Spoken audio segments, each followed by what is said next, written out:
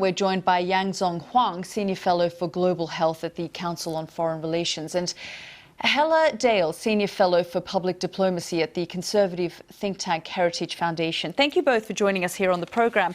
Helle, I'm going to begin with you. You're a President Trump supporter. I mean, when you look at these tweets, just on the January the 24th, you know, him saying the United States greatly appreciates their efforts and transparency, and I want to thank President Xi on behalf of the American people. I mean, this is a huge about turn. Well, if I could just, first of all, say thank you for having me on your program.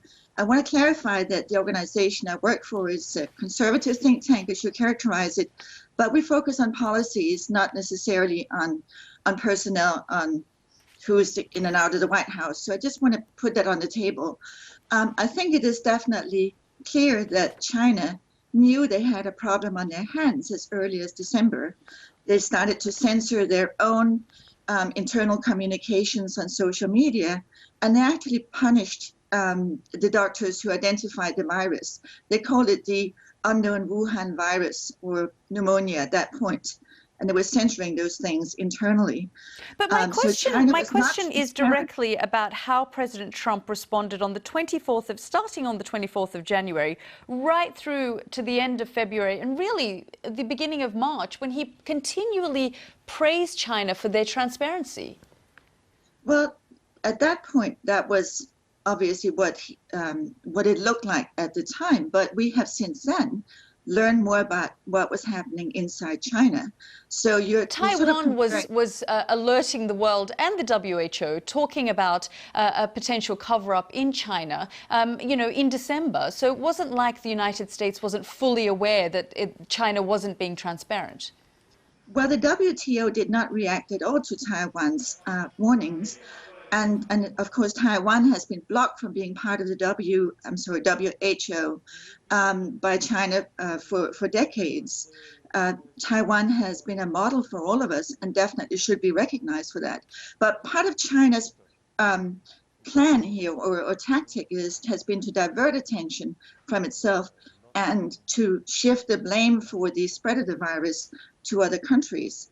I'm just going to bring in Yangzong. I mean, does Helle have a point here? You know, China wasn't transparent in the early stages. Taiwan did attempt to alert the world, and yet, you know, China did very little in those first few weeks. That was crucial, really, to containing this virus. Yeah, I think that there's certainly I agree that China initially mishandled the crises, you know, given that the issue of cover-up and inaction, especially at the local level.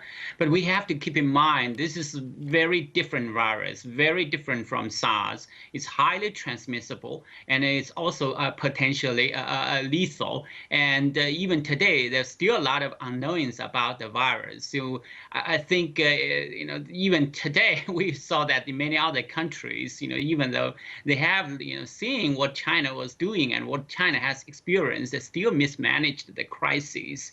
So even for Taiwan, when they alerted WHO for the outbreak, they were not explicit in terms of saying that this is a human-to-human transmission. But you know, some people would describe some of the doctors in Wuhan who tried to alert the world through Lancet reports, for example, of this kind of unknown potential coronavirus as heroes, and they were silenced too.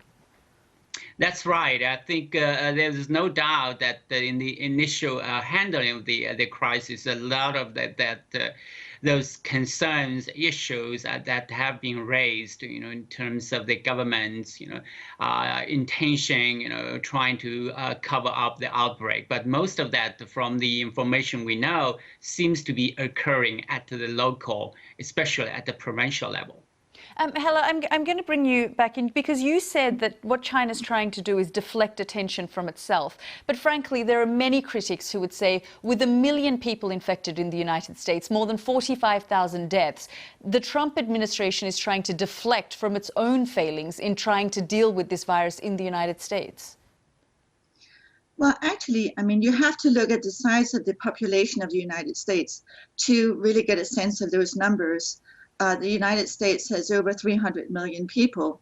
So you have to kind of compare that to the levels of other countries. Yes, we do have a lot of cases, but in terms of the death rate, we are below most European countries. And then those same critics would say that the way that China has handled it has actually been better, because if China has 1.3 billion people living there, and they've managed to now contain it relatively. Well, they did shut down Wuhan, and they did shut down apparently now another province, which helped. But first of all, we don't know the accuracy of the Chinese numbers. China is not a transparent country, and we cannot really trust the numbers that we're getting out of them. But also, they did allow people to travel to celebrate the Chinese New Year from all over the world to go back home and bring the virus with them, whereas they shut down travel inside China. So we have to consider that as well. I'm just going to ask you about that, because that was one of the things that, China was really criticized about. 5 million people traveling during Chinese New Year, which potentially escalated this problem globally. That's right. I think that there's indeed some kind of inconsistency here. While after January 23rd, China ordered a lockdown of Wuhan and prohibiting people from traveling between cities, but in the meantime, there seems to be also people still allowed, for example. Yes, because you're saying that this the silencing of people was at a local level, but then at a national level, so many millions of people were allowed to travel.